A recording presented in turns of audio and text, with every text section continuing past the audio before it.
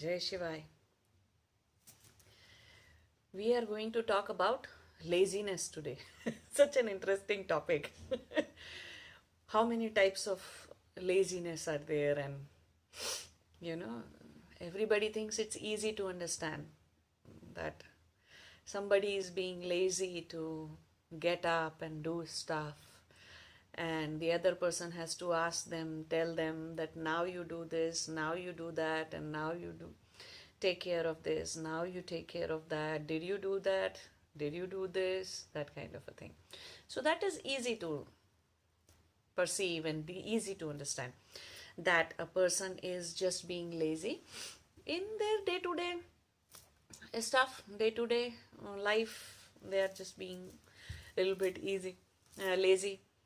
But there is another kind of laziness. So sometimes laziness is also of the mind, and it's not for just few months or something.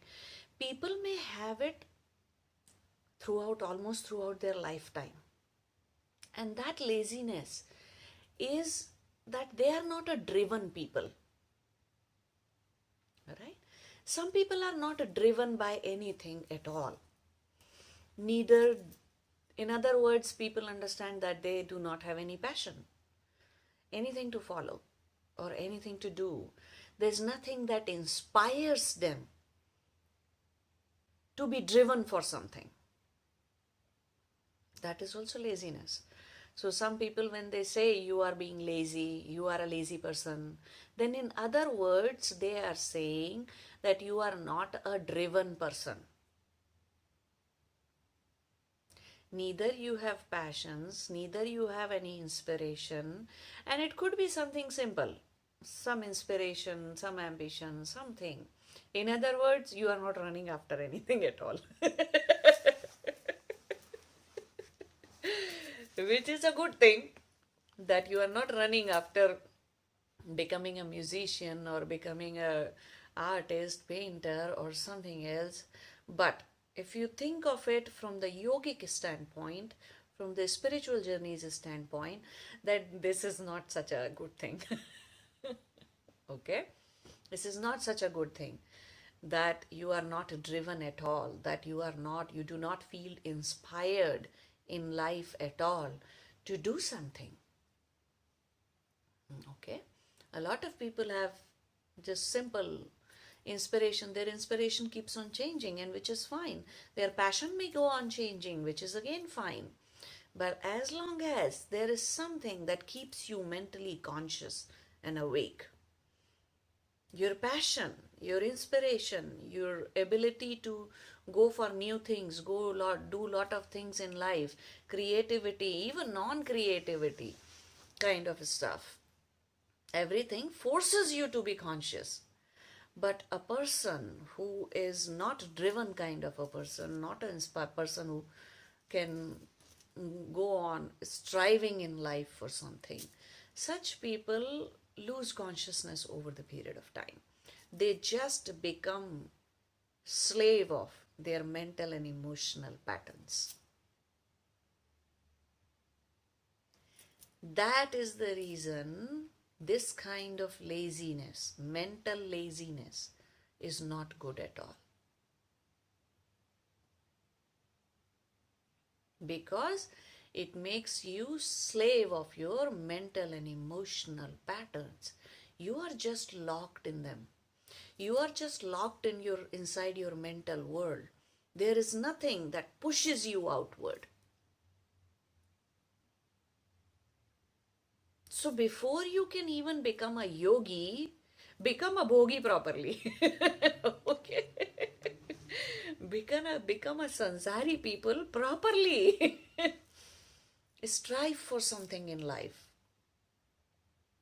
Thrive for something.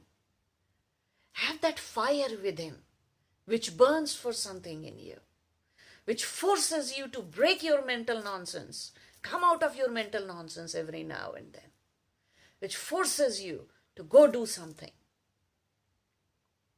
It could be art, it could be racing, running, making yourself physically healthy, doing, learning some music or learning some art, some instruments, anything. Strive for something, do something, thrive for something. That is a way of breaking the rut that goes on and on, the tape record that goes on and on and on and on in your head about what has happened, who has said what, and this and that, and small nonsense kind of things, and small emotional turbulence, but it becomes a big deal for you if you do not break it. So sometimes when we say you are just a lazy person, then it may not mean that you are being physically lazy or that you do not find enough inspiration to do something in life.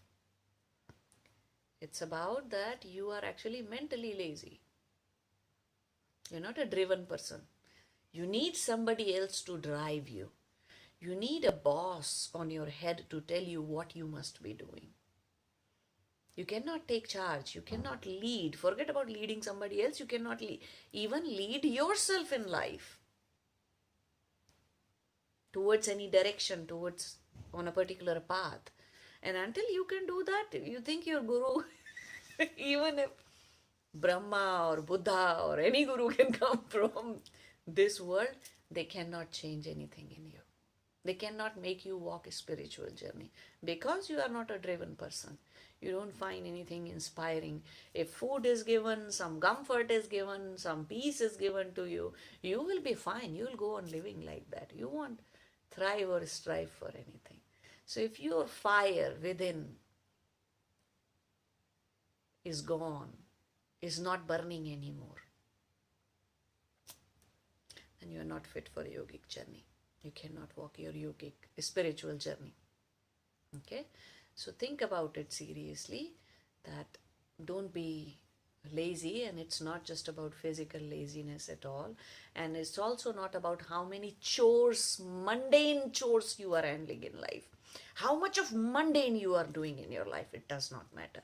You may be highly active in maintaining a lot of mundane things in your life, but still, if you are not a person who gets inspired from people, from things, great people, from anything in life, from great music, it could be a great musician, it could be a great scientist, anything can inspire you. So until you are a driven person, you will not strive for anything, and that kind of laziness, mood chitta, we call such people mood chitta people. Okay? People, those who do not strive for anything. You give them food, you give them peace, peaceful place to live, give them food, give them shelter, and if they have enough money to survive, they'll just live. They don't strive for anything, to change themselves, to change the world, to change the society. And then such kind of people cannot stand up for anything because they haven't learned even to stand up for themselves. How can they stand up for something else? Okay? So think about it. Do not turn into a person like that. Then you cannot walk your spiritual journey. Okay? Namaste. Jai Shivaya.